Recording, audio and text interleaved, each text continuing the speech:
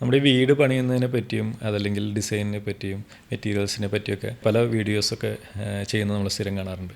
പക്ഷേ ഈ വീട് പണിയുന്ന പണിക്കാരെ പറ്റിയും അതല്ലെങ്കിൽ അതുമായിട്ട് റിലേറ്റഡ് ആയിട്ട് വർക്ക് ചെയ്യുന്ന ആ സ്ഥാപനങ്ങളുടെ സ്റ്റാഫുകളെ പറ്റിയും ആരും സംസാരിക്കാറില്ല. അത് വളരെ സംസാരിക്കപ്പെടേണ്ടതായിട്ടുള്ളൊരു സബ്ജക്റ്റ് തന്നെയാണ്.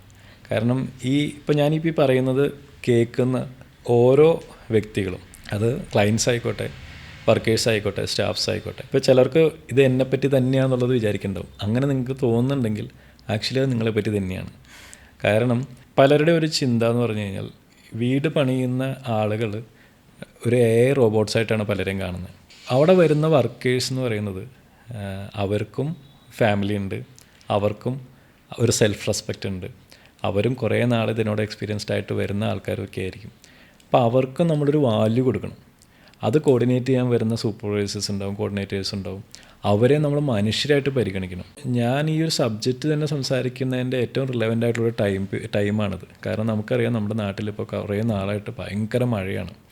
ഈ മഴക്കാലത്ത് ഒരുപാട് NRI ക്ലയൻസൊക്കെ ലീവിന് വരുന്നതൊക്കെ ആയിട്ടുള്ളൊരു സമയമാണ്. ഇപ്പോൾ എൻ്റെ ഈ ഇൻഡസ്ട്രിയിലുള്ള പലരും ഞങ്ങൾ കോമൺ ആയിട്ട് സംസാരിക്കുന്ന സമയത്ത് കോമൺ ആയിട്ട് ഇപ്പോൾ ഡിസ്കസ് ചെയ്യുന്ന ഏറ്റവും മേജർ പോയിൻറ്റും ഇത് തന്നെയാണ്. പക്ഷേ പലർക്കും അത് പബ്ലിക്കലി പറയാനുള്ള ഒരു കോൺഫിഡൻസ്, ഇനി പറഞ്ഞ ആൾക്കാരെ ഏത് രീതിയിൽ എടുക്കും എന്നുള്ളൊരു കോൺഫിഡൻസ് ഇല്ലാത്തതിൻ്റെ പേരിലായിരിക്കും പറയാത്തത്. പക്ഷേ എനിക്കത് പറയേണ്ട ഒരു സബ്ജക്റ്റാണ് തോന്നിയത് കൊണ്ട് തന്നെ ഇത് ഇങ്ങനൊരു കാര്യത്തിൽ നമ്മൾ പറയുന്നത്. കാരണം ഈ ഒരു മഴക്കാലത്ത് നമ്മൾ പ്ലാൻ ചെയ്യുന്ന പോലെ 100% നമുക്ക് കാര്യങ്ങൾ ചെയ്യാൻ പറ്റില്ല.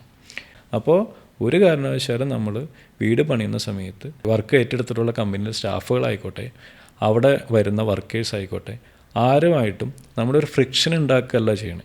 ഇപ്പം ഞാൻ വീണ്ടും പറഞ്ഞു, അത് നമ്മൾ പറഞ്ഞ പണി ചെയ്യാതിരിക്കുകയോ അല്ലെങ്കിൽ പൈസ മേടിച്ചിട്ട് പറ്റിക്കുകയോ ചെയ്യുന്ന ആൾക്കാരോടുള്ള സമീപനമല്ല ഞാൻ പറഞ്ഞു.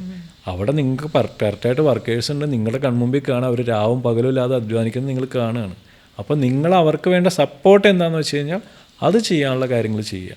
അതല്ലാതെ ഒരു കാരണവശാലും അവരെ കൂടുതൽ പ്രഷറിലാക്കുകയോ അവരെ കൂടുതൽ ഈ അബ്യൂസിങ് വേർഡ്സും കാര്യങ്ങളൊക്കെ യൂസ് ചെയ്ത് കഴിഞ്ഞാൽ എൻഡ് ഓഫ് ദി ഡേ ഈ ഹാപ്പിനെസ് എന്ന് പറയുന്നതിന് പകരം ആർക്കും അങ്ങോട്ടും ഇങ്ങോട്ടും മുഖം നോക്കാൻ, ആ വീട് മുമ്പിൽ കൂടെ പോകുമ്പോൾ ആ വീട് കാണുമ്പോൾ അവൻ തിരിച്ച് പോകും. കാരണം അവൻ്റെ ഉള്ളിൽ അത് ട്രോമായിട്ട് കിടക്കും.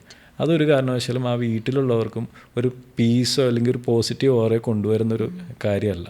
അപ്പോൾ അതുകൊണ്ട് ദയവ് ചെയ്ത് വീട് പണിയുന്ന ആൾക്കാർ ഇതൊന്ന് മനസ്സിൽ വയ്ക്കുക.